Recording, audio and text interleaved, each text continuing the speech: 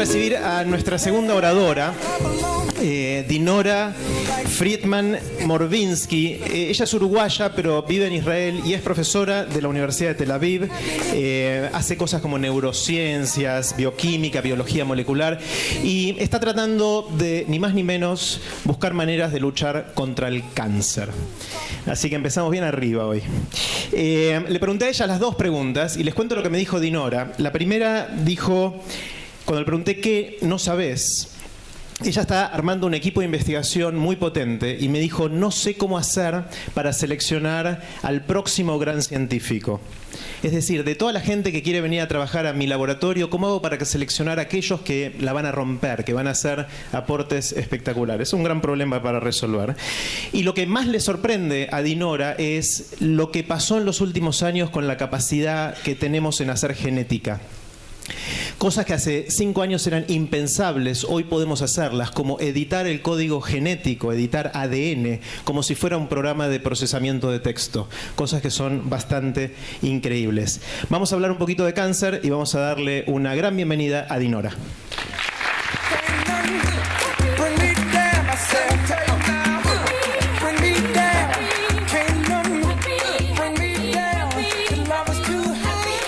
Los que estamos acá hoy presentes, ¿no tiene un colega, un amigo, un pariente lejano o un pariente cercano que haya sido diagnosticado o lamentablemente haya fallecido de cáncer?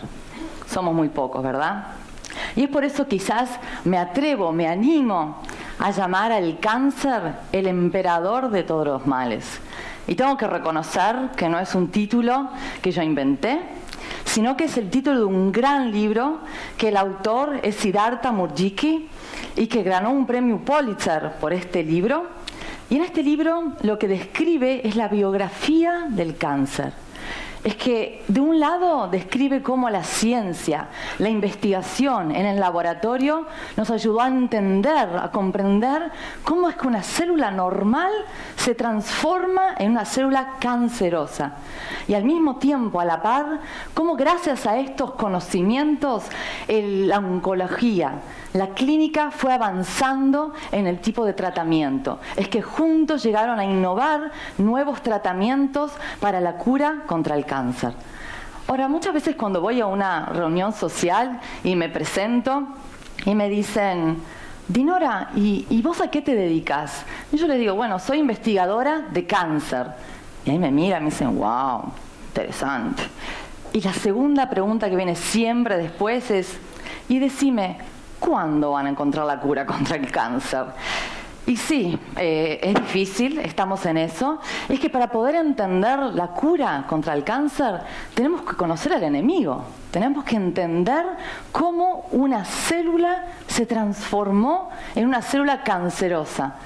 Y para ello tenemos que entender, y en este libro, por ejemplo, describe cómo en su momento pensamos que era un virus que infectaba una célula normal y la transformaba en una célula cancerosa. Y ya estaban todos los investigadores tratando de encontrar el virus que daba lugar a luz a todos estos tipos de cáncer que teníamos. Y lamentablemente no todos los tumores son el resultado de una infección viral. Sí existen algunos, como por ejemplo, escucharon seguro, del virus del papiloma, pero no de la mayoría. Hoy en día, y a través de la investigación, es que sabemos que el cáncer es la enfermedad de nuestros propios genes. Es el material genético que codifica a las proteínas que tienen la función de mantener nuestras células y el funcionamiento de todo nuestro organismo, que son los que tienen los defectos, lo que nosotros llamamos las mutaciones. Este material genético que codifica proteínas, por ejemplo, que saben apretar el acelerador.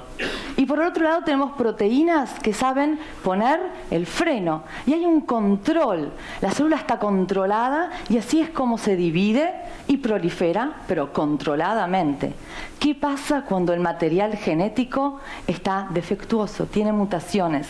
Entonces las proteínas ya no funcionan como deberían funcionar y tenemos, por ejemplo, sobreexpresión de proteínas que aprietan a fondo el acelerador y por otro lado perdemos el freno. Y si perdemos el freno, la célula empieza a dividirse incontroladamente, se vuelve lo que nosotros llamamos inmortal, y en el órgano toma todo este órgano y se vuelve esa masa que llamamos el tumor.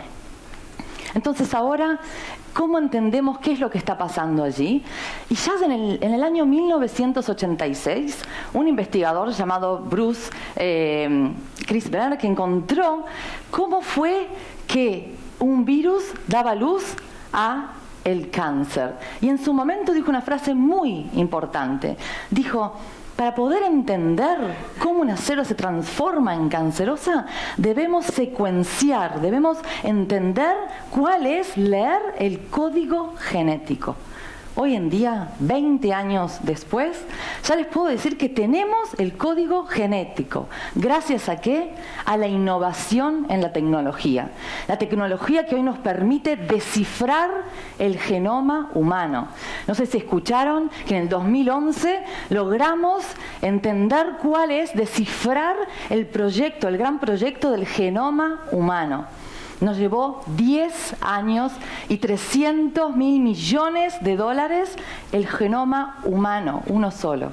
Hoy en día la tecnología nos permite, el avance en los instrumentos, nos permiten descifrar ese genoma de un ser humano en unas cuantas horas.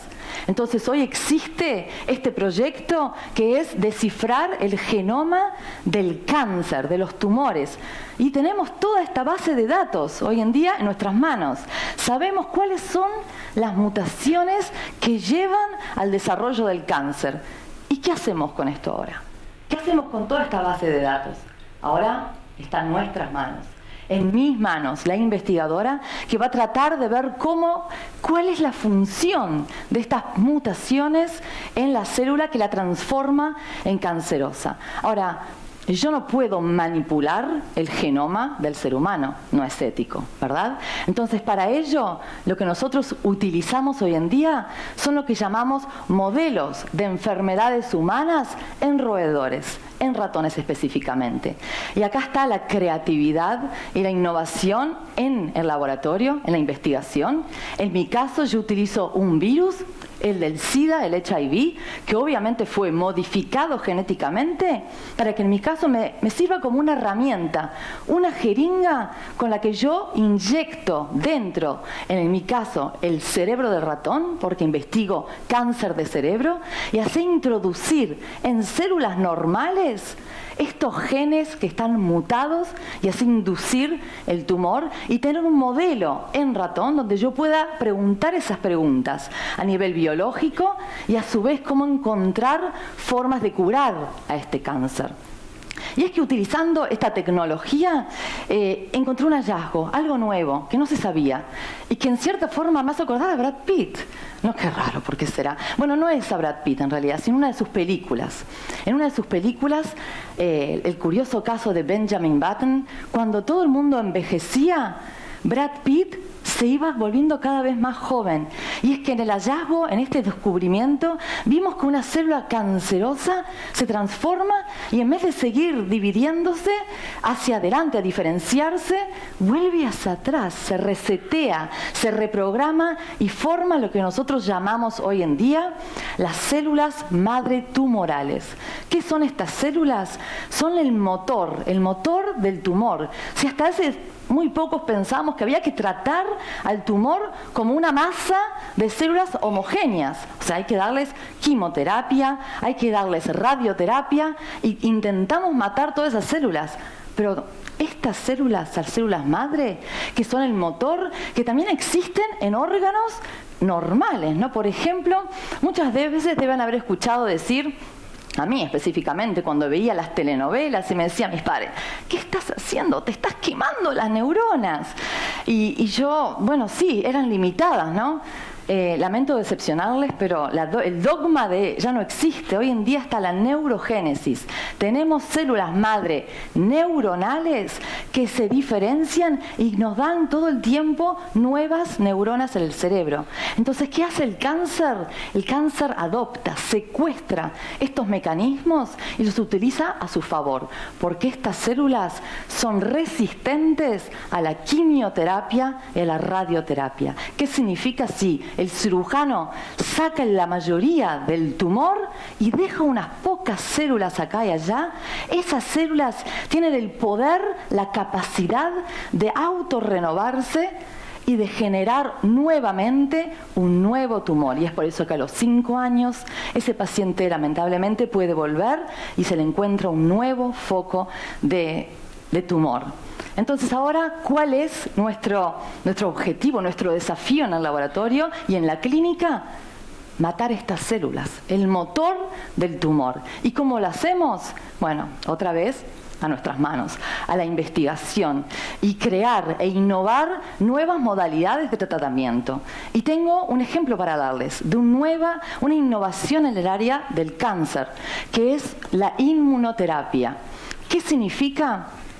Nosotros tenemos el sistema inmune, ¿no? Nuestro cuerpo tiene ese sistema que debería defendernos de todo aquello que es extraño a nuestro cuerpo, infecciones. Y entonces, ¿el cáncer qué es? ¿Es algo normal?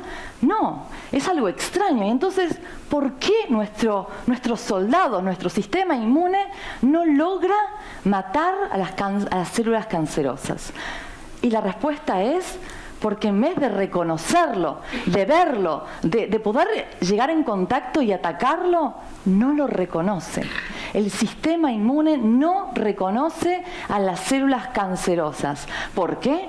Porque las células cancerosas son muy inteligentes y saben evadir al sistema inmune. Entonces ahora en nuestras manos está tratar de ayudar al sistema inmune para que lo reconozca y lo ataque. ¿Y cómo es que lo hacemos? Y bueno, quizás acá está un poquito también el orgullo israelí y decirles que el pionero que creó la idea de modificar las células de nuestro sistema inmune para atacar ahora sí el cáncer fue mi supervisor, mi mentor, cuando hice el doctorado en el Instituto Weizmann, y él encontró cómo se puede ahora atacar a las células. ¿Qué significa? Que la idea sería introducir en las células de nuestro sistema inmune, específicamente lo que nosotros llamamos las células T, un receptor, una proteína que nos ayude ahora a reconocer al tumor, y una vez que lo reconoce, porque existe un biomarcador en estas células tumorales, ahí sí, una vez que lo reconoce, tiene la información para atacar. Entonces, ¿cómo se lleva esto a la clínica hoy en día? Se extrae sangre al paciente, se aísla su sistema inmune, estos glóbulos blancos, que son los que van a atacar luego al tumor. Les hace una modificación genética, nosotros llamamos ingeniería genética en cultivo. Les agregamos este receptor que sí ahora va a poder reconocer a las células del tumor, y luego se vuelve a reinferir, se les puede a inyectar a estos pacientes sus propias células del sistema inmune para que logren ahora sí, estos soldados llegan con nuevas armas a atacar al enemigo, más inteligente, porque ahora sí puede reconocerlos. Les quiero dar, por ejemplo, el primer caso pediátrico de tumor. Esta niña, Emily, fue diagnosticada con leucemia linfoblástica aguda. Por lo general, el 85% de los casos pediátricos con quimioterapia los curamos.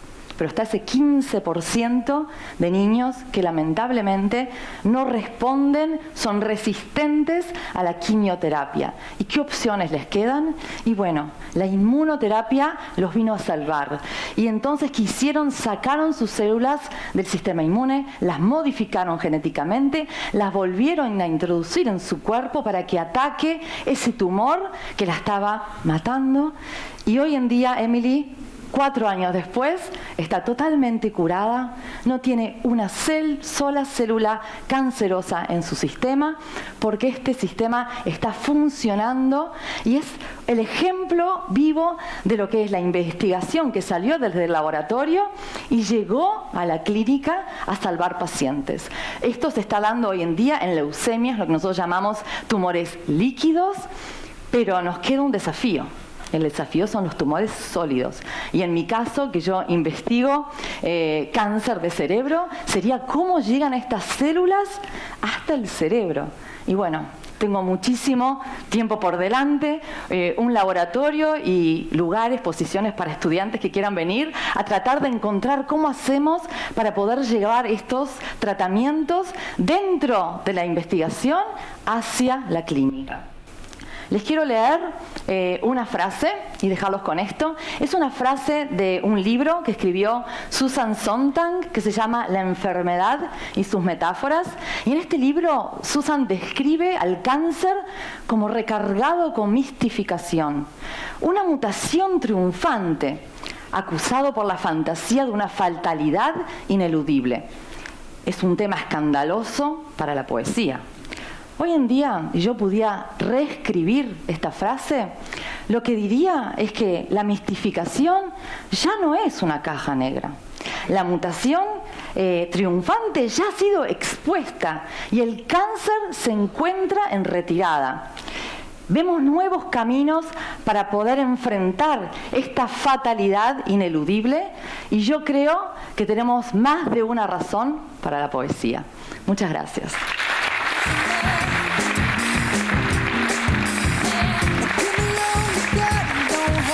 Fuerte aplauso para Dinora.